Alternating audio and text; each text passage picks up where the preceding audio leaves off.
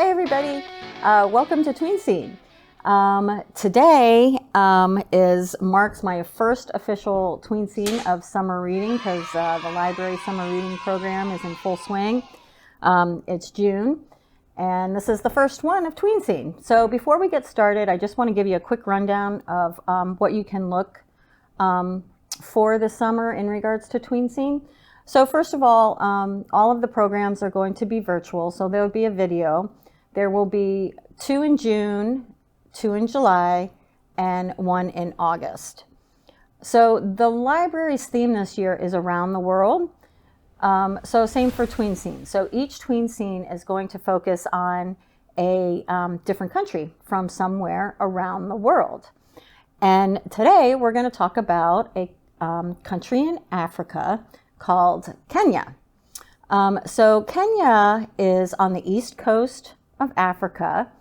And if you had a globe, you could kind of look, and there's a lot of different countries in Africa. Like Egypt is up on the top. Kenya would be like down here somewhere. And Kenya is split in the middle by the equator, which I think is pretty cool. So half the country is in the northern hemisphere and the bottom half is in the southern hemisphere. All kinds of different weather in Kenya. I think probably one of the things that I at least think of when I think of Africa is the savannah and safari, and something that maybe looks like this. So Kenya definitely has savannah, and they have a lot of animals just exactly like you would think of, like giraffes and rhinoceros,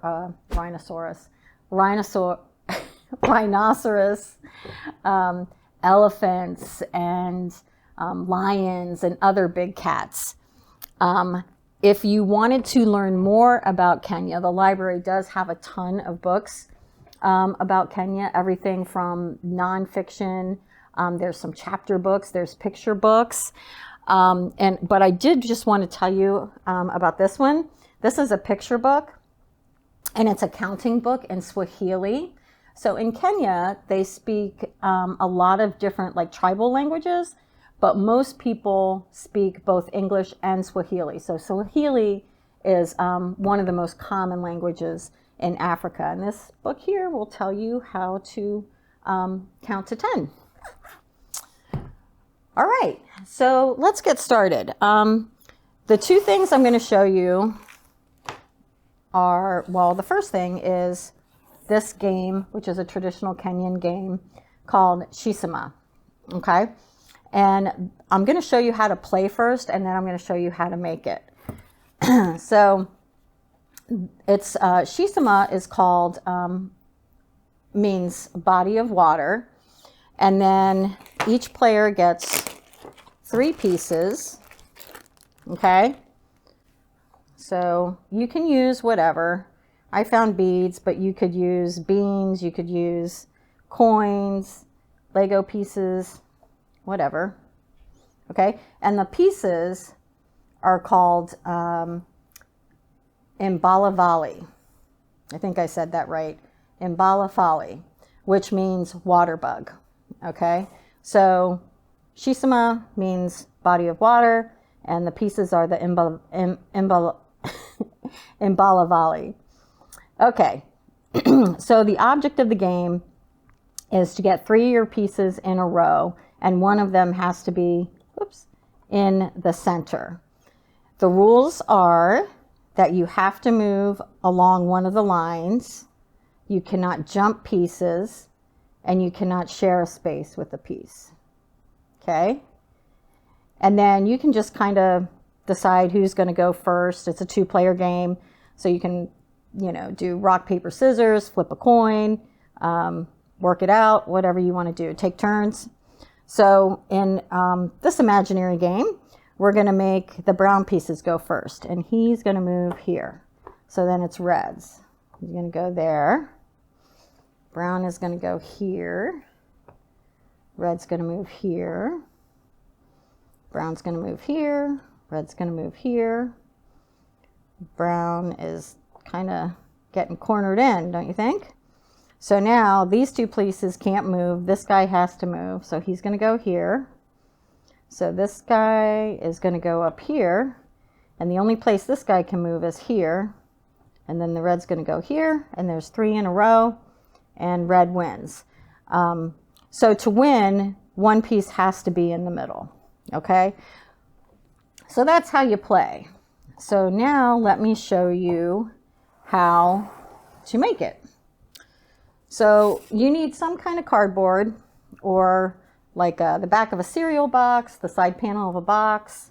You could even just use a piece of paper. It's just not going to be that sturdy. You're going to need some scissors, some glue, a pencil, and a ruler. All right, so step 1 is we have to make this octagon shape. And I'm going to show you, there's several steps involved, but it's a pretty easy way. So the first step is to take a piece of, you could take like even printer paper, and then find something that is a circle. So this is an old ice cream lid, but you could use a small plate or anything similar. So you want it to be about like 7 to 8 inches across. So if I use my ruler, I can see that this is about 8.5 inches across. Okay, take your pencil, just gonna trace it, and you end up with a circle shape, right? So that is step 1. Then you're going to cut your circle out. Okay.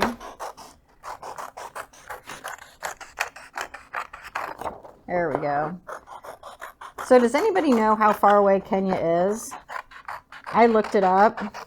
It's crazy. It's very, very far away. I forget how many miles, like 2,000 miles or something like that. So I looked. Okay, so it's all cut out. But I looked up flights. So like if you were going to fly to Kenya, how long would it take? And I mean, it varied a little bit, but I'd say an average of like 20 to 24 hours it would take for you to fly to Kenya. So it's pretty far away. Okay, so next step is we're going to make these creases. And this is how we're going to do it. We're going to take our cutout circle. We're going to fold it up once. Okay. Fold it in half again. And you don't have to make really strong creases, and then fold it in half again. And this is going to give us 8 equal pie pieces. Open it up. And then I don't know if you can see that, but it has, you can see the creases of the line. Okay. Next step is we're going to make it so you can see these lines. So to grab your ruler, line it up with each line, and you can use whatever you have, whatever color marker you have, but you're just going to make it, draw a marker line through those creases, and you're going to end up with something that looks like this. Okay? Next step is we're going to connect the points of each line. So again, take your ruler. And we're just going to go like that. Okay. And we're going to do that all the way around. And you're going to end up with something that looks like this. The next step is each one of these little pieces. Can you see the octagon yet? We're going to cut each one of these pieces off, okay? Just like this. And go all the way around until you get this. And this is your final octagon. And from this point, it's really up to you. What you want to do is grab your piece of cardboard.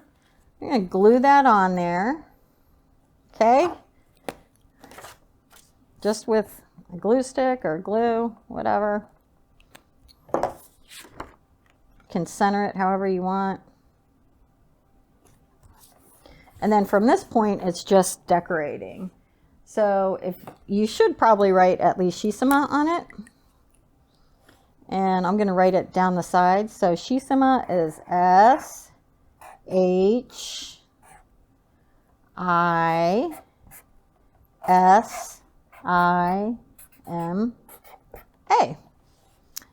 And then the last step is we have to put our body of water in the center. So like here I have one already made, but I just cut out like a pond shape, colored it, and then you would put it right in the middle, and you're done. So you're going to end up, after you decorate it, with a board that looks like this. And that is Shisima. All right.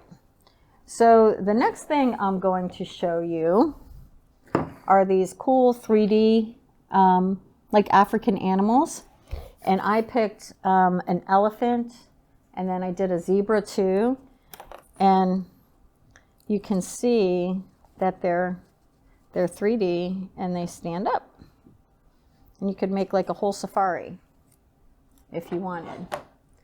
So here is what you need to make these. You need some construction paper, a pencil, scissors, glue.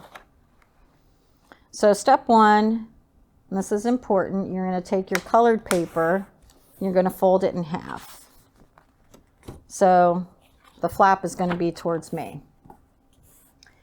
Now step two, you can either draw your own animal on here if you're confident that you're a pretty good drawer. I am not. So I looked up some clip art online and I found some good images to trace. So this is my clip art elephant. So I just printed it out and then I cut him out. Okay. So if you happen to be looking for images, or even if you're drawing your own animal, a couple things to keep in mind. One, you only want two, it's a side view. So you only want two feet. All right. A lot of the clip art has like 4 feet. And if they do, you can just cut them out and just make it so there's 2 feet. And the reason for this is so that they can stand up. A lot of times if there's 4 feet, they won't stand right.